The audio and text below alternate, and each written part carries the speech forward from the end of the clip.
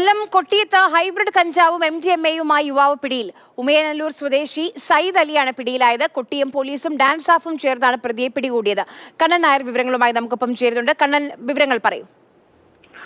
ഇയാൾ MDMA-യും കഞ്ചാവും ഉപയോഗിക്കുന്നുവെന്ന് നേരത്തെ തന്നെ കൊട്ടിയം പോലീസിന് രഹസ്യവിവരം ലഭിച്ചിരുന്നു. അതിന്റെ അടിസ്ഥാനത്തിലാണ് കൊട്ടിയം പോലീസ് അതുപോലെ തന്നെ കൊല്ലം സിറ്റി ഡാൻസ് ഓഫ് ടീം ചേർന്ന പരിശോധന നടത്തിയത്.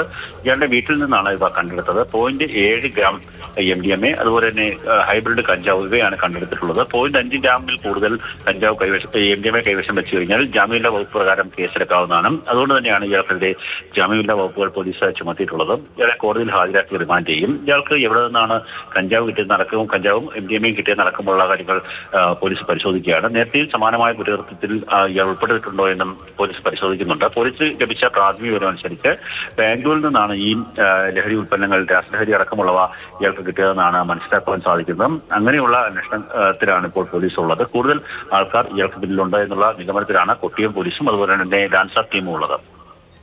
ശരി, കണ്ണൻ നായരാണ് വിവരങ്ങൾ നൽകിയത്.